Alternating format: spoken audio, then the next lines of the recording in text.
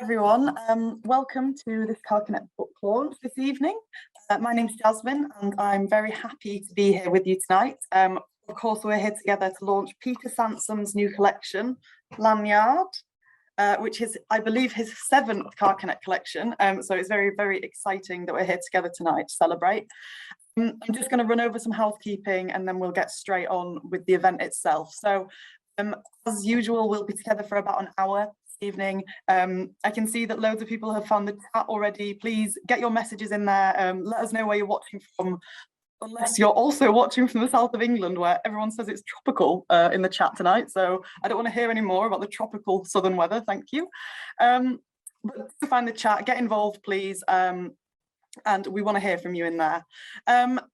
While Peter is reading for us in a little while, I'm going to have the text up on screen for you as a bit of a visual guide.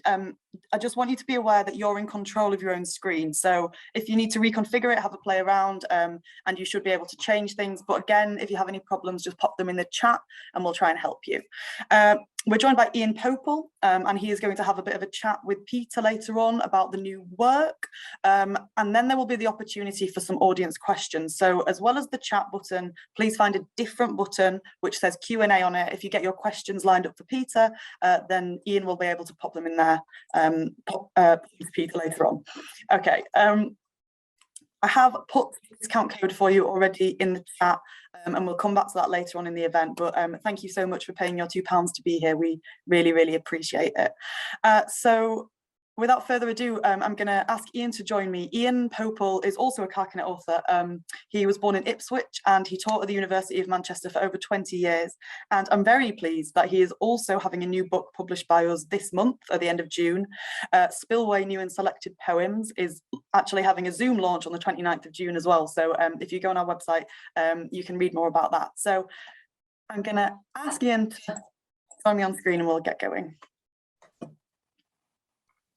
Hello. It gives me real pleasure to introduce Peter Sansom this evening, someone I met in the early 1990s. I just returned from working abroad and I needed something to get the poetry going again. So I started to attend his wonderful poetry days in the old poetry business premises and Byram Arcade in Huddersfield. In those days, Huddersfield went through a period of being known as the poetry capital of the UK, if not the world. In fact, I remember listening to a programme on Radio 3 called Just That. The Poetry Capital label was largely due to Peter and the stunning group of poets who were working in the Huddersfield area at the time, not least, of course, our current poet laureate. Since then, Peter has continued to run the poetry business with his wife Anne and continued to publish the excellent poetry journal, The North. As Jasmine has just said, we're here this evening to celebrate the launch of Peter's 7th collection with Carcanet, the entirely terrific Lanyard. Peter has described Lanyard as by a long way my best book, and I know we're about to hear why. Over to you, Peter.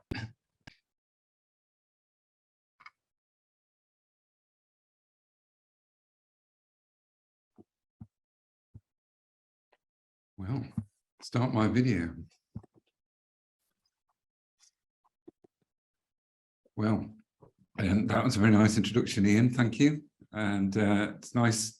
I see there are a lot of friends. I hope you'll still be friends in the chat watching this evening. And I thought I'd begin by reading a poem from those Huddersfield days, and it's a poetry reading. Kenneth Coke, one of the New York poets, was introduced to me because of Carcanet. I wouldn't have come across his work, or indeed any of the other, John Ashbery, James Schuyler, or Frank O'Hara, without Carcanet publishing them. And he was very important to me. That all of these poets, they appear at the end of this poem, which is about Kenneth Coke coming over to read for us in a pub. And the poem ends with all of the poets together unfortunately, I seem to have lost the screen. Can everybody see this poem? Oh, there we are. Good. I don't know this poem at all, so I couldn't say it from heart, by heart. Anyway, and it ends by mentioning all of the four great New York poets, but it begins in the Zetland Arms across from the Polytechnic in Huddersfield. Kenneth Coke, for God's sake, Kenneth Coke reading to 20 people in a room above a pub, and not even poems, short plays. Crazy. Next day, he wheeled a suitcase into Huddersfield Buffet, 3 tennis rackets strapped to it across the Atlantic, to meet for breakfast on his way to York, York. He was a person, not a book or memorial. He ate a sandwich called a butty and drank tea, not coffee, when in Rome, which he knew, incidentally, like the back of his head. It was before camera phones. Behind that wall, with its artificial art, a train sweated and shivered. Behind that, a second train said something or other about fame, which can only get up from the page when the reader is content with or without it. Of course, he was a man, but he spoke like a thoughtless boy. They all did, and that was their greatness, not least the reflection of a convex age, the great, that's to say, among the great, and still at the platform. Another saw a river of fish in the stream, much favoured, and the last was the first to live only afterwards on a beach, who brought a brimming anecdote to his lips. Remember? The day passed, a train is just a vehicle, and suddenly it's evening.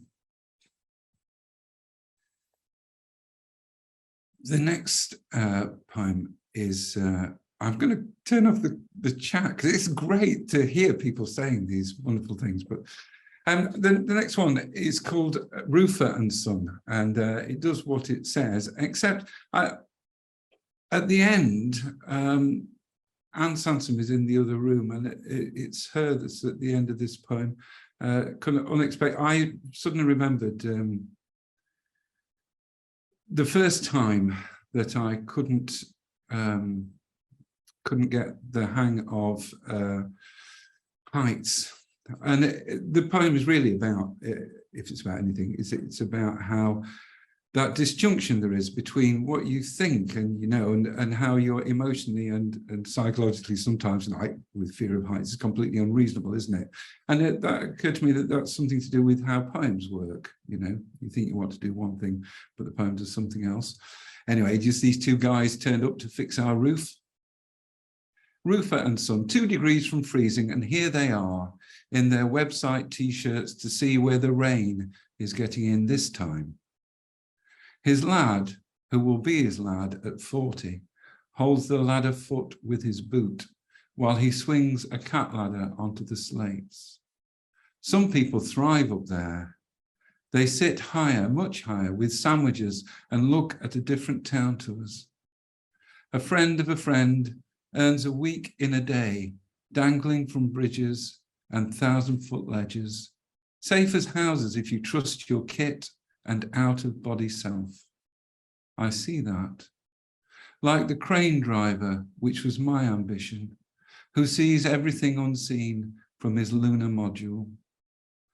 But at 20, I ran up a ladder to the roof as usual after a storm, meaning to turn the TV aerial, when some chemical flicked a switch and I was stuck at the guttering, gripping the top rung, gripping the top rung. I'd be there still if you hadn't come along.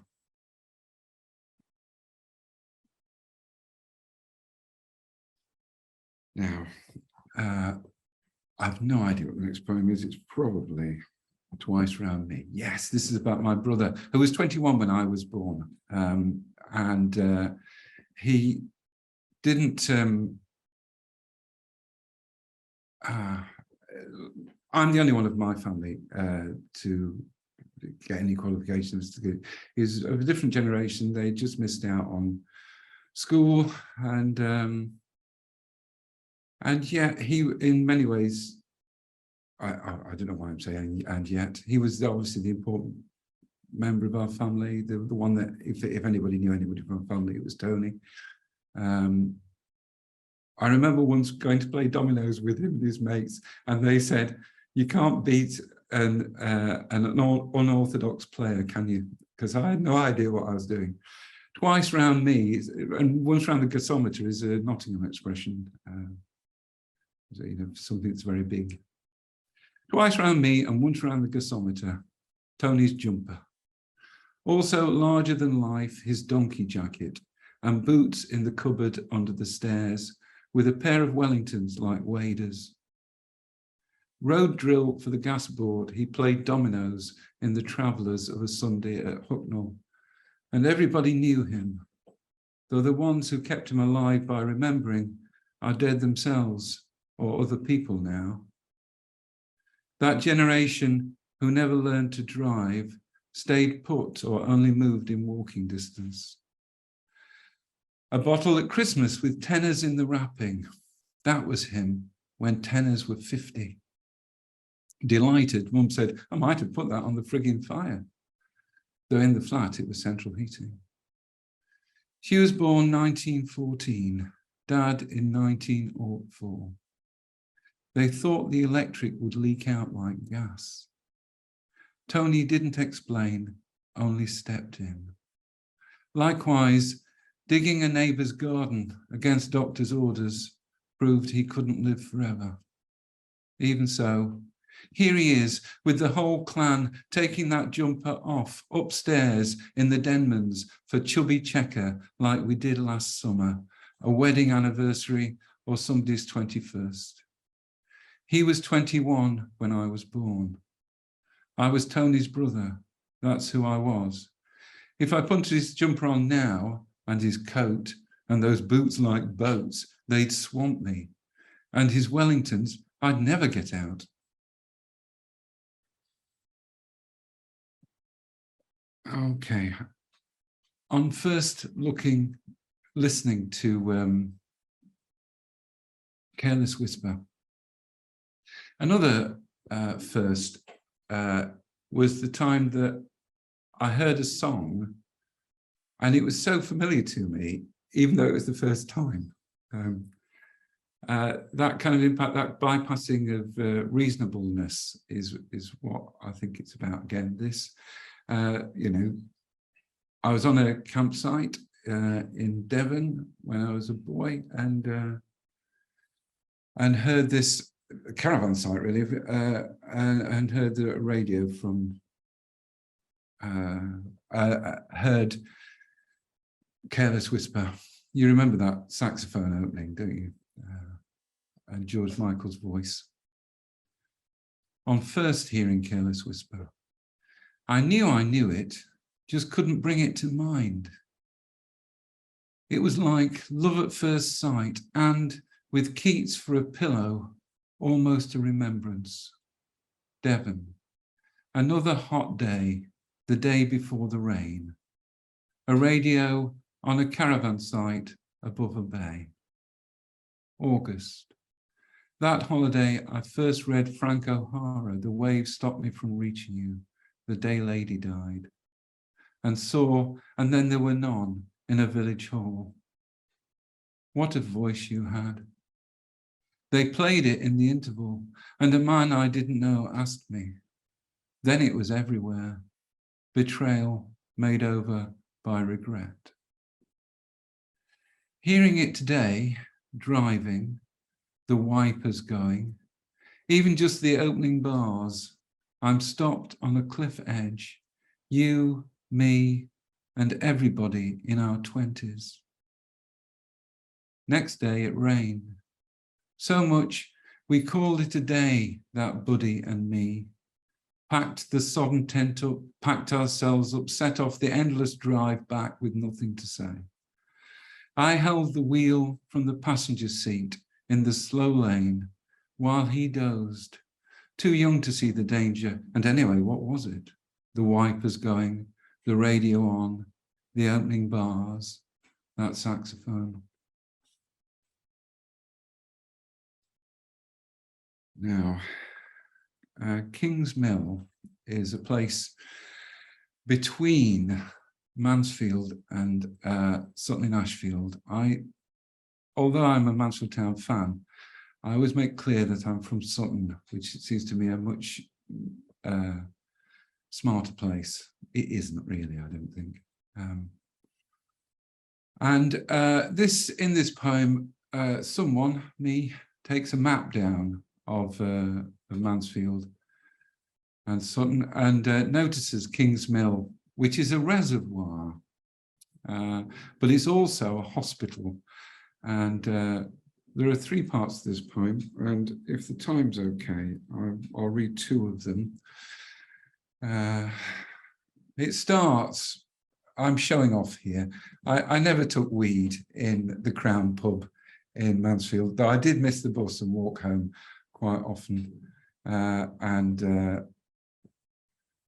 Anyway, King's Mill. This is the then I stand in now, a map of Mansfield to Sutton, far as Derbyshire, pinned up on a wall.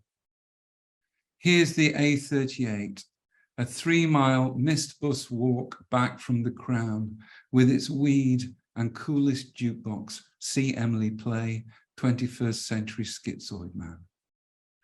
The lake on it is King's Mill Reservoir of not for drinking water, which my friend sailed and I swam in once. Moon River after the exams and before the results. 6 of us, ignoring the signs, the splash and gasp of it still. 20 years later, I walked its grey midweek round with my brother, this very clearly like a dream, and back to his locked ward, a year into the breakdown after Vera died. In our family, we stay married. That other King's Mill, the hospital, is marked here too. I remember its corridors, vending machines, the other machines, and Mum, still herself, though sometimes her dad had just left. And later my sister, those foam sticks of water I brought to her lips that couldn't keep her alive. They all lived here in time. Another brother, though only briefly, quite suddenly dying of pneumonia, the old man's friend. When I arrived, breathless, the cousin I asked which ward told me with a smile, the morgue.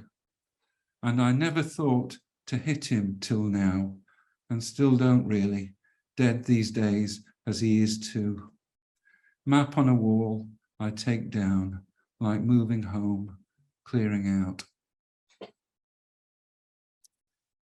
And the second part, now in its folds, is the map that I'm folding up. Byron's place, Newstead Abbey, was next to where my dad went into a home and where I used to run, not very successfully, for the local athletics team. The main thing, the second part of this, is about how at home we were watching, me and my mum and sometimes my dad and brother, we'd be watching snooker, late at night from the Crucible, when our Jono sometimes delivered coal on the quiet. In its folds, Skegby to Hardwick, and on the back through Sherwood to Newstead. There's Byron's gaff with my dad in a home a mile from it next door.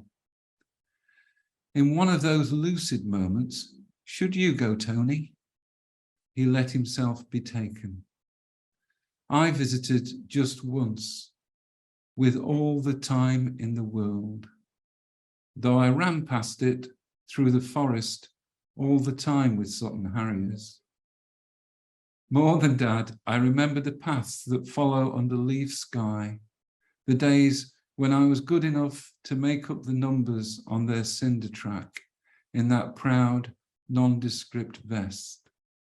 A coincidence, it was their social club for my sister's Ruby wedding. How flat a map is, coming down, coming to this end, despite the contours which flourish, which break out, pastoral or at any rate not built up.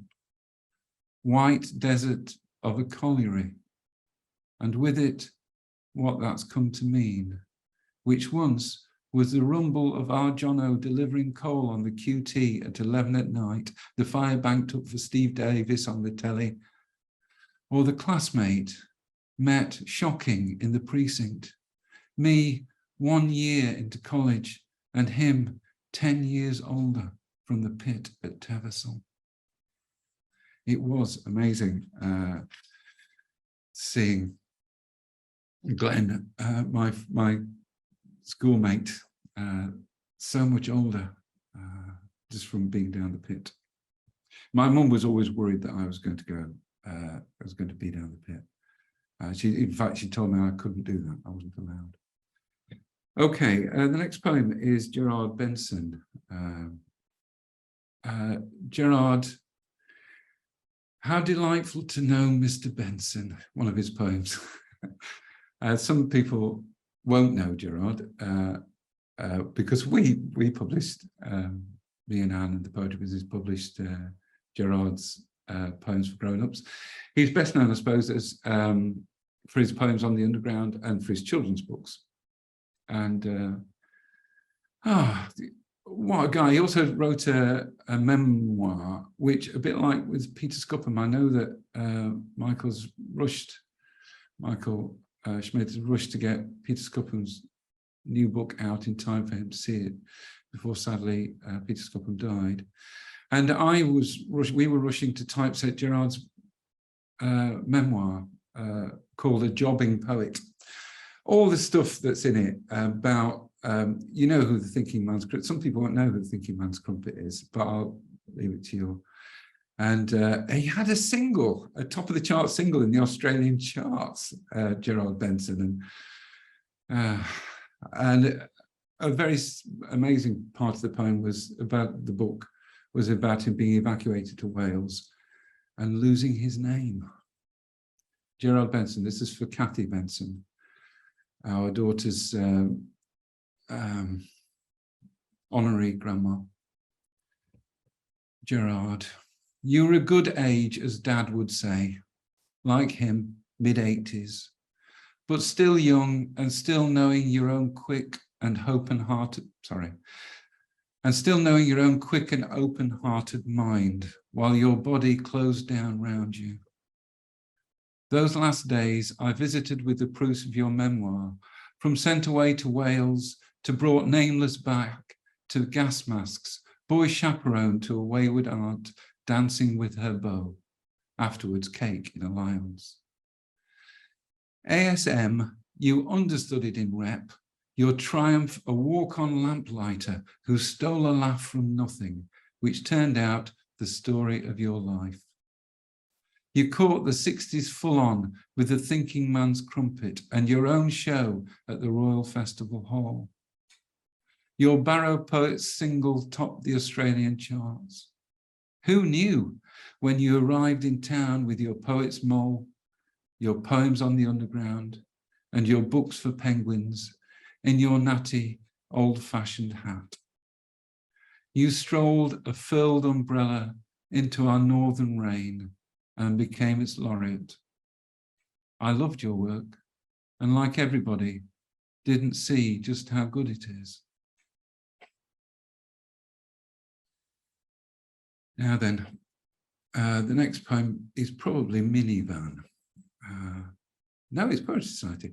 Have I got time? I wonder if Jazz can somehow tell me whether I've got time to read Poetry Society as well as... I'll just set off with this. I didn't know Sarah Maguire, really. I met her once at the Poetry Society, and I just liked her poems. And we were both doing projects for the Poetry Society. That's how we met. If you don't know her, you must get her books, and also her anthology, Flora Poetica. Sarah, Half a lifetime ago, I met you in a meeting at the top of Betterton Street. I remember your tank commander's watch exactly an hour wrong. You were 1 year older and half a lifetime further on. I think we made each other frivolous, though you were serious in your art, just as I imagine in how you lived. So many spoke because of you. Except for poems, I only knew you were a gardener.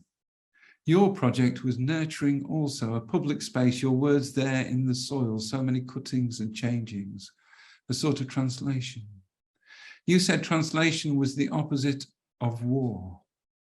We said our paths must cross in this small world, but I met you again only in poems, your own unmistakable, and those Latin names gathered in Flora Poetica, the real meaning of anthology. Opening it today is to step into bright shade, so many perfumes, and the promise where no day was. Though in that society, there was a roof to sit out on in the sun, to talk and drink and read in the middle of London, in the middle of all those words and reputations. Your own, not least now your work outlives you, all that unbelievable short time ago. I'm going to read the last 8 lines again. I really believe in people reading poems twice, though you can't do it, can you? Because you think people are going to say, you know, we didn't want to hear them once. But as a listener, I love hearing poems twice. I'm going to start from opening it today. Opening it today is to step into bright shade, so many perfumes, and the promise where no day was. Though in that society, there was a roof to sit out on in the sun, to talk and drink and read in the middle of London, in the middle of all those words and reputations. Your own, not least now, your work outlives you. All that unbelievable short time ago. I wanted to read those 2 poems because of who they're about, but also because the 2 other influences, apart from I started with saying about the New York poets, and the big influence in my life was Stanley Cook, a Yorkshire poet, Sheffield poet, who still means the most to me, really, and makes me want to write, and seems to be a wonderful person. But to stop me sounding exactly like that, I think people need at least more than one. And the American influence made a difference to me. And the other person who's meant so much to me as obviously as my publisher, but also as an exemplar as a poet, is Michael Schmidt. 30 or maybe even 40 years ago, when we were both in our teens, I invited Michael to come over to read for what was the English Society, my old alma mater, Huddersfield Polytechnic, and he amazed me by saying he would come, but on condition that I chose which poems of his he read.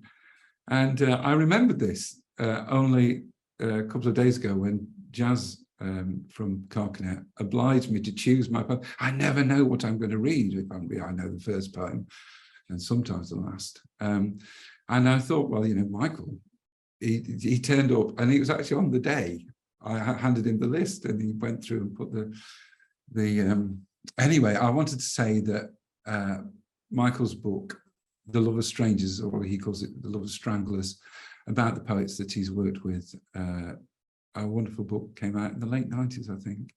Poetry Book Society recommendation or special commendation, one of those things. Fantastic book. Anyway, I've clearly learned from them with these poems. A lot of wittering there, I think it's fair to say. And next poem must be Minivan, is it? Can we miss? Yeah, Minivan. Let's go to Minivan. Another poet that's quite important to me, but better known as a publisher, is Neil Astley, and he put this poem in one of the Staying Alive anthologies, and I thought it just details some of that running that I do later on, and it talks about my mum being in service. She was in service, she came out of service to work in the butchers, and it ends up in Sutton and Ashfield. But I'm a little boy in the back of my brother-in-law's minivan, work van, in this poem. In the back, with no seats or windows, just more grey metal. In the end, I curl up on my coat and listen to the road, smooth and bumpy, slow till he puts his foot down on the new bypass by Hucknall. This was where Mum worked before the war, a butcher's sooner than be in service, though I don't know it yet. And we're still alive, both of us. Unseen, dark-eyed trees are a way home through Sherwood Forest, where one day I'll run with the Harriers. But I'm not a teenager yet. And this is Mick's van, our Mick, driving as large as life from Nottingham to a house full of the dead, still living in Sutton in Ashfield, one winter Saturday, with the tea just mashed and a bit of dinner waiting for us. I'm tired of everyone being dead. I'm tired of being in this van. And unless I've miscounted, the next poem is the last poem that I'm going to read. You know, Ullswater is the place where Wordsworth stole a boat. He went, one night, that famous bit in the prelude, where he stole a boat and went out. And every year I used to go up, not in honour of that, to work with a great school at Patterdale Hall, a group that Jane Kingsford used to bring, really interesting poet herself, and an English teacher then, who brought the school, and we'd work with them for a week. And one of the days we went out on the steamer out to Air Force, and by Gowborough, where Dorothy and William were walking when they saw the daffodils, and Dorothy made the notes. And in this poem, it's February or something like this, and at the partway through, I suddenly remember the previous night, somebody from Wordsworth Trust had been over to talk to us about and read from the prelude, including this famous bit, this famous boat stealing episode. And so I go from being on the steamer to being Wordsworth, as you'd expect, to being Wordsworth in a rowing boat and looking out at the, with, obviously you have your back to where you're going, don't you, in a rowing boat. Ullswater. I'm going to read the second half of this twice, so don't worry if you don't get it. The steamer took silver from the foot of Helvellyn, and now takes us to Air Force and Gowborough, where Dorothy taught William to see daffodils. The lake goes far as the mind can see. The mountains keep their snow and take no notice. We walked there, St. Sunday Crag, and somewhere Brothers Water with its story. But that was yesterday, the Ice Age. And it's this black, in-the-moment depth of water that we motor out on in our beanie hats and scarves. Its talent or its look, its character or its fate. Step from a wind-chilled ferry in February, unsteady, into a rowing boat, one schoolboy summer night in this vale of Patterdale. So still, the oars echo, ripple down the years, heavy but you get the hang of it and pull through the stolen darkness. Put your back into it, your skill, then pause. Listen to the night, your back to the water. Listen, your face to the rising fell. The sky's black or the sky's awash with stars. The moon's full or there's no moon. Set your mind to it and your heart. Feel the smooth roughness where your palms will blister and row. Come on, keep going. Back to those you love. It's endless. So I think I'll go from in this vale of Patterdale.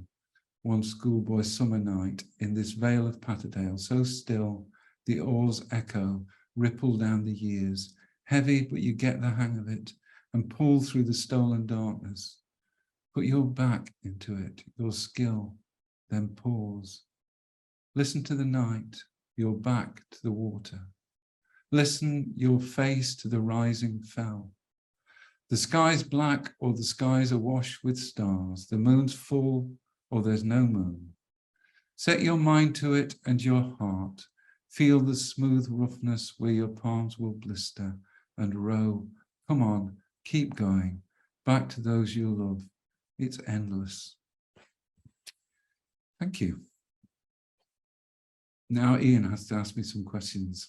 We were going to meet up and discuss them, but we didn't do that. So the best question I've ever had was, where did I get that jumper? I'm sorry, I won't be asking that tonight. I apologise. Maybe another time, Peter. Thank you so much for those poems. Were just wonderful, wonderful, wonderful, wonderful. And it's interesting looking at the chat function, how people have picked up on the tenderness and how moving they are, and an aspect of vulnerability, which is actually one of the things I like possibly to come back to in a minute.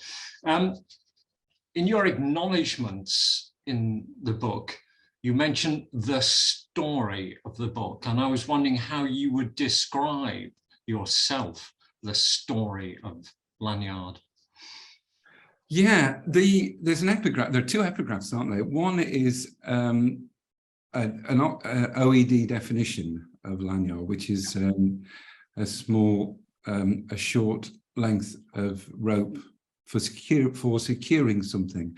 And it was that one that I was really thinking of. There's a long poem, isn't there, at the end, where the lanyard is what you wear when you're teaching. When I used to meet you in the photocopying room in Manchester, when I was dashing in late as ever for I was only there a couple of years, but teaching a contemporary poetry class and photocopying for it. Anyway, that kind of lanyard. But this one is a lanyard that's for securing something. That's what the book is trying to do. And the second epigraph is from, as I say, my favourite poet, Stanley Cook, which is something like, and I could panic that all my relatives are gone, only alive in flashes of anecdote. I could panic that all my relatives, and that's what it's about, really. The book is about those relatives that are gone. I do have a couple of poems about the new generation, my grandsons and granddaughters, that are my favourite poems in the book, but that's because I'm a granddad, and I know you have to avoid those, don't you? You have to avoid them? You have to avoid poems about grandchildren, don't you? You go on about them all the time. Oh, God. Just following on from that, I was just wondering whether there were aspects of that particular story that were more complicated or difficult for you than other aspects of the story, of that kind of pulling things together. Yeah, something which I didn't bother to explain is, you know, the different brothers. I talk about a couple of them, particularly Tony, but also my brother Joss, who was really important in the family and important to our daughter Mary, who was a baby, and Joss, who was, you know, he was the opposite of Tony. He was a lovely man, but he didn't have much. He had a lot of tasks to do, but he didn't get a lot of affection, I don't think. And Mary gave him that. But I can't really resist doing this, because on the wall, can you see? Just, I don't know whether that's good. There's a picture. Can you see that picture? Yeah. Which is this. Can you see it?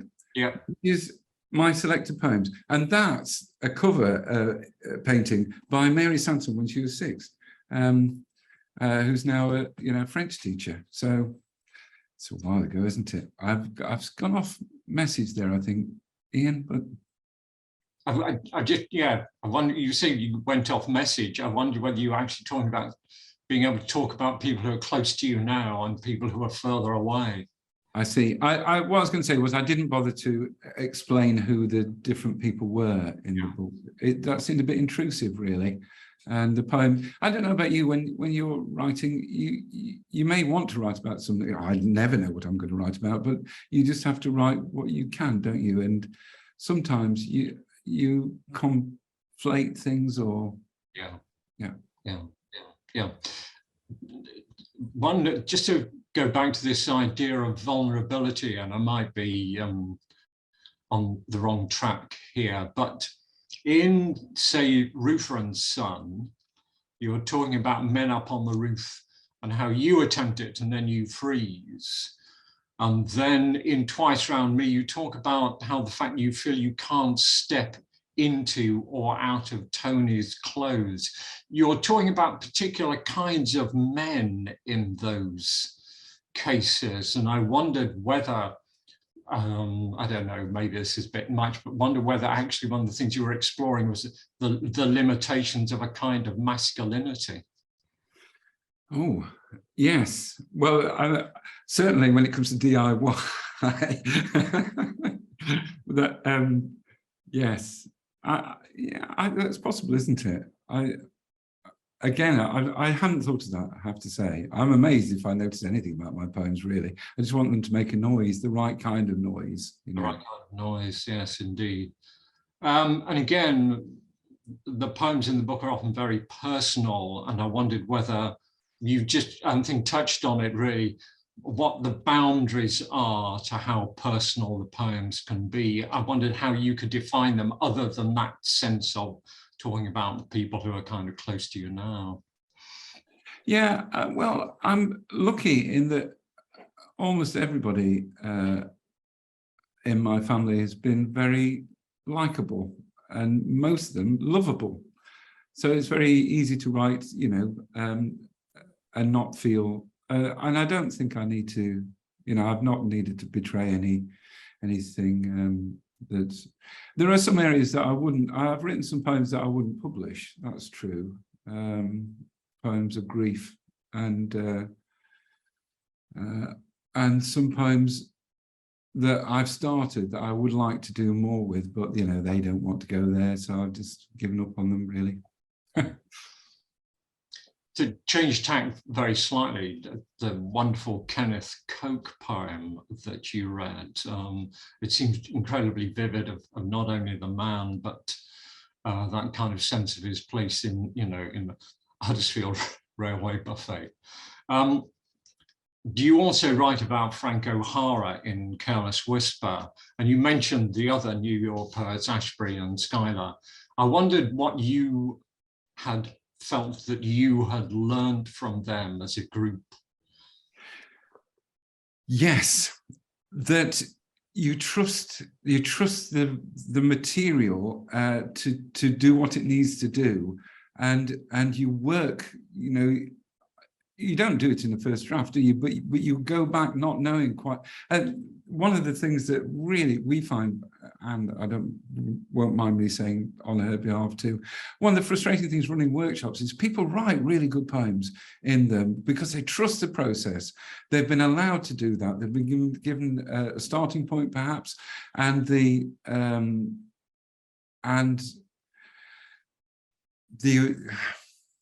permission to just trust the process. But then they take them away, and they do need some work, but they use the wrong, sometimes.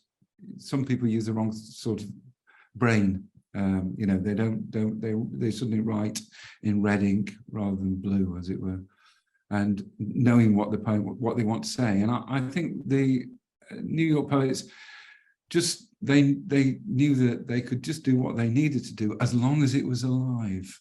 There's a poem called Weatherman in the collection, which is not like that. It's much more controlled. Roof is a bit more controlled. I was so worried. I was talking with Cliff Yates about this just the other day, that I used to worry so much about poems that were almost written for the seminar room, where the poet knew exactly what they wanted to say, that I think you can sometimes go too far the other direction, really, and it become inconsequential or not taught enough, you know, doesn't have enough tension or not enough texture, or, you know, it's not interesting enough. And so I felt more able to keep coming back to these poems, which I wrote despite myself in the early morning over the last 6 years, when I didn't know I was writing poems really, but I'd go back to them and rewrite them, but in the same spirit that, you know, I wasn't revising, I was letting them write themselves again a bit more until I knew until I thought they were nearly there. I mean, just to pick up on that and go back possibly just to go to the New York Poets again, I mean, O'Hara published his kind of lunch poems, and you'd go out for a walk and come back and then get the typewriter. And famously, he described the poems as "I do this and I do that." You're not involved in poems like that. You can do that if you know, it's like Billy Connolly. He's just funny, isn't he? And he can say what he likes. Ian Pople actually is a much better example. He's just so funny, but you can't just wander in and be Ian Pople, you know. No. I'd like to pick up on some of the questions and comments in the Q&A and the chat function. There's a comment here from Sally that she's saying, "I'm always fascinated by your long, meandering conversational sentences, extraordinary syntax, telling stories that are funny but also have great sorrow in them." Where do you get the sentence from, I suspect? Well, that's where it's very nice. Thank you very much, Sally, for that. I have to put that on my webpage if I've got one. I bet there is one somewhere. Yes, what the New York poets have in common, Schuyler as much as any of them, I think, and with Stanley Cook, is that having quite long sentences where the syntax is governed by the voice, and you have to, sometimes you have to read, you know, you have to go back and to follow it really. And I noticed when Stanley Cook was reading his poems, it was much easier because he knew where the stress and where the meaning, as it were, was within the syntax. But it's a kind of spoken poetry, which is also metrically often his work, quite secure really. Okay, and again, I'm going into the Q&A function now. Yvonne Green is asking, "Your work is so open but not broken. Is language your lanyard?" Aha, that's a lovely thing to say. Yvonne Green is a poet. I imagine most people watching tonight are poets, and yes is the answer to that. A simple yes. Yeah. Okay. Cynthia Rogerson, how do you think your poetry has changed over the decades? It's a sad thing, Cynthia. I met Cynthia when I was 18, I think, and she's known me now a long time because she used to be director of Moniac Moor, and we used to go there. We still do from time to time. Anyway, I've forgotten what the question was. The question was, how do you think your poetry has changed over the decades? Yeah, is this quite common? I think I've got better at it as I've got less noticed. I think it's unfortunate. You tend to be noticed more when you're young, aren't you? Is that not true? And then, but of course, you don't know how to do it then, you know. Also, that could just be me, actually, because when I started out, you know, I wasn't as careful as I might have been. I remember writing a review of very nice poet who wrote Work in Redress, Peter Redding. I wrote a review. I used to write reviews back in the day, and when I was a boy, and I wrote a review saying that his book looked like he'd been locked in a room until he finished it, and he was out in time for tea. And what I didn't realize was I was reviewing in Iron, and he reviewed for the Times Literary Supplement.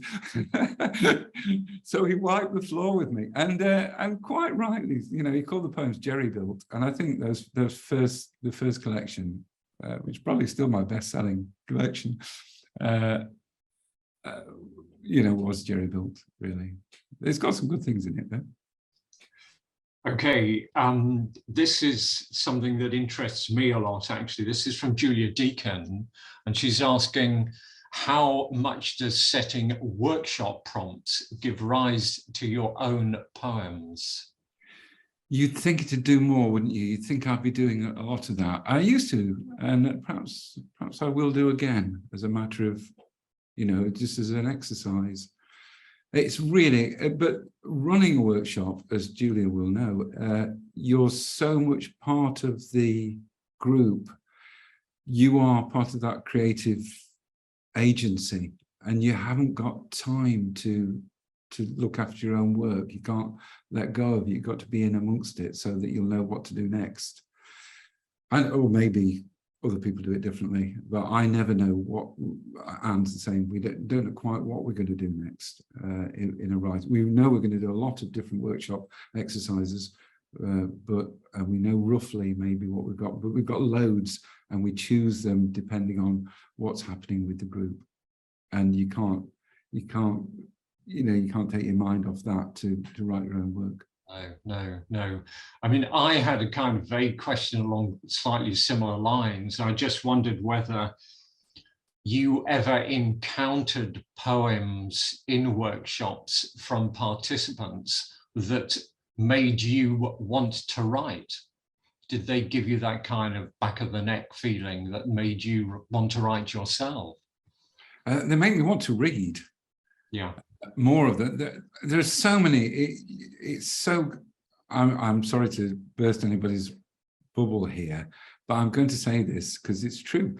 There are so many really good poems written in workshops, and so what I mean is, just because there are a lot doesn't diminish the fact that that is a really good poem, even though there are a lot of them. But there are, and in a workshop, when people read back, everybody, even if they've got a different notion of what a good poem is, when a poem is alive and it's just read back, it's just minted particularly, it's just really exciting and everybody knows it. Yeah. There's a question from your publisher here, Michael. You're saying there has been a movement in your work towards, to use my word, vulnerability. Actually, it wasn't, it was from one of the chat, but do you still write confidently in the earlier, less exposing manner? Or are you persuaded that what makes this book your best by miles is the self-exposure? And there's kind of supplementary twist on this. Or is the I still fictional and we only believe he is telling the truth? You are performing the I. This is Michael Schmidt, isn't it? Because what I mean is, I've known it was Michael because I think Michael and I both do this. Really, we do fictionalize some things to get to a truth, as it were. It's a rather pompous way of saying it, but so. And I love it when I've got some poems. I nearly read a couple of them tonight that are not about me. It's fantastic, you know. One of those that I really loved doing was I was in a school in Bakewell and I'd asked them all to write in the voice of something, and I wrote in the voice of the globe, you know, one of those light up globes that was in the corner of the classroom. It's such a pleasure to do, and you know, it'd be quite nice not to, you know, I'm heartened by the fact that Michael Askey, another important poet to us, very important poet, he also writes a lot from his day-to-day life. And, you know, he's the least self-regarding of people. So, I mean, one of the poems I really liked in Lanyard was your poem about Fernando Pessoa. And of course, Pessoa was a person who wrote kind of almost constantly in different personas. So is that idea attractive to you? It was very, it allowed me to write about something that I couldn't have done otherwise. I think that's true. But when I don't, you can only talk for yourself, can't you? But I don't like it when people have projects, really. And if you use, so that's a different thing to writing in a workshop where you're given something that you've got to do. That is a kind of project, but that's often a way of circumventing the intellect and getting to that contract that you have with language when you're writing really well, and where you can get out of your own way, as it were, and just let the poem write. So when somebody says, "Oh, I've got this, I'm going to write a calendar of poems. It's going to, and each one I'm going to do this, and that," I think, well, yeah, well, that's possible, and maybe it will work for you. But I much prefer not knowing what I'm going to say until I've said it. Yeah. There's a question from Jonathan Davidson. You read aloud with such subtle beauty. Do you think? Sure. His words, Peter, and I completely agree. Actually, completely agree. Could not agree more. You read aloud with such subtle beauty. Do you think about reading aloud when you are writing? Yeah, I'm sorry for cackling there. That wasn't very subtle or beautiful, was it? Most people do, don't they? Most people, while they're composing, will say them out loud, won't they, as you're going along? You do that, don't you? Which gets you some funny looks if you're out and about. Though nowadays people think you're on the phone, don't they? So you do read aloud when you and yeah, I think so. I think most people do. I'd be surprised if people don't. Well, you don't do in workshops, do you? You can't do it in workshops, although you can on Zoom. We did it the first time we went back to do an in-person workshop. We'd forgotten that, once the exercise is set, you can't talk to each other, because we mute ourselves and then just chat about things. And we did that in a live workshop. It's ridiculous. We've come to the end of the questions in the Q&A. I've got just a couple that I'd like to finish up with. This goes back to you and your editing for the North. And I wondered whether you saw a connection between the taste you exhibit in your own writing and the taste that's shown in your editing. Yeah, no. We just choose poems that we like. We're often asked about how we come to choose poems, and we tend to like the same things, but sometimes for different reasons. And it's very common for us, particularly for me, to choose a poem from a batch, and Anne to say, but this is good and this one as well, and it'd be good to have 3 or 4, sometimes half a dozen poems by one poet. And it gives me a chance to say that the latest issue of the North, the one that's coming out in July, August, is edited by Stephanie Sikier and Andrew Macmillan. And they have taken the unusual route of choosing just one poem by a lot of poets. We wouldn't do that because we like it to. We choose the poems that kind of fit together in a way, and that's easier to do if you have sets of poems. Even we very rarely have individual poems, I think, we do. Anyway, so it'll make it really interesting. It's obviously going to be a really interesting issue, the North magazine. If you don't subscribe to the North, you might think of doing it. What I always say is that we get some of our poems we use in workshops to get other people writing are from that magazine. We often look in there and find good stuff. It is a wonderful magazine, and I do subscribe, Peter. But one final question then is, how's your next collection coming on? Oh yeah, it'll be out any minute now. It was, when did the last one come out? 2015, was it? And so. That was a neat body swerve there, Peter, a neat body swerve. Okay, thanks ever so much, Jasmine. Thanks ever so much for everybody listening. And thank you so much, Peter, for that entirely fantastic reading. Thank you very much. Thank you, guys. Thank you for everybody coming along. Thank you guys so much, and huge congratulations, Peter. It was such a pleasure to hear you read, and thank you, Ian, as well. It was great to hear your conversation. Thank you guys so much for your messages in the chat. It's been so great, and your questions. I'm putting the link to buy a copy of the book with the discount code in the chat for you, but there are loads of messages, so check your inbox tomorrow. It'll come as an email as well. And if you have any problems getting a copy of the book, just get in touch with me and we'll be able to help you. So finally, please do join us again next week. We're launching a new Carcanet classic. I'll put the details in the chat. We're launching a new translation of the poems by Umberto Saba, translated by Patrick Worsnip, and he's going to be joined by Emanuela Tandello. So again, just head to the website, please, buy the books and join the launches next time. So thanks again, everyone, and we'll see you next time.